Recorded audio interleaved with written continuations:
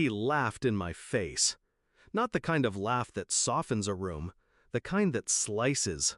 You? We never planned to bring you. That was my father's answer when I told him I'd saved for months to join the family trip. My money, my sacrifice, my hope, dismissed with a smirk. The others laughed too. My stepmother covering it with a cough, my half-siblings hiding smiles behind their hands. They knew the truth long before I did. The trip never had a seat for me. I walked away quietly, and in that silence, my revenge was born. I grew up being the extra chair at their table, the afterthought, the mistake they carried like a stain. When they took photos, I was the one cut off at the edge. When they made plans, I learned of them last, if at all. And when I tried to belong, my father's words always reminded me, "You're not really one of us." But I adapted. I stopped asking. I watched instead. Watching always reveals the cracks.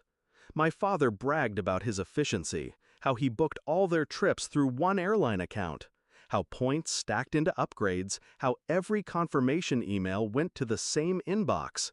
He thought no one noticed the password scribbled on a sticky note under his desk, but I did. At the time, I never used it.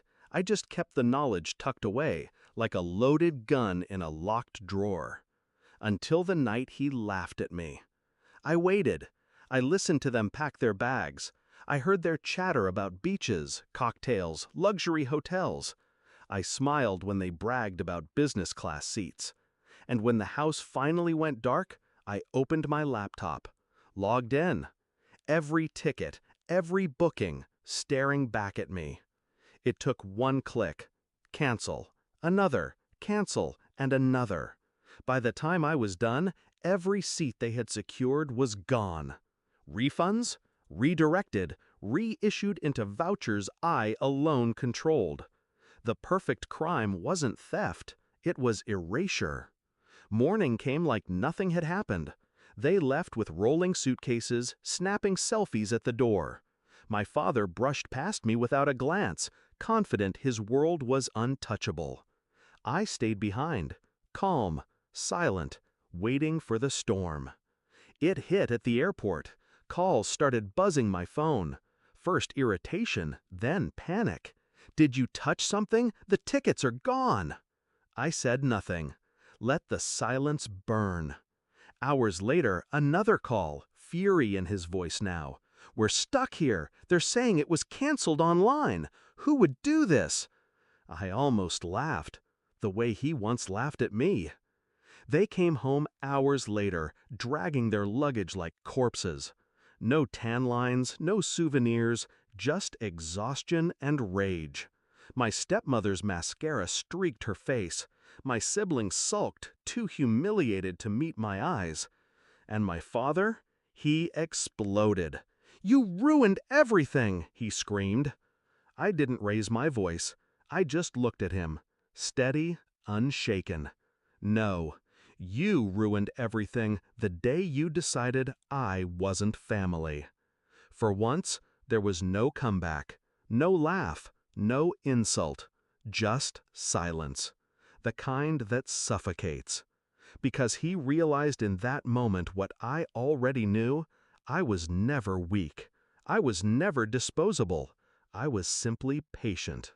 The weeks after, I noticed the shift. Their friends whispered about the failed trip. His business partners joked about his mistake. He hated being the punchline, hated the way control slipped from his grip. And I watched it all unfold, calm, detached. Do I regret it?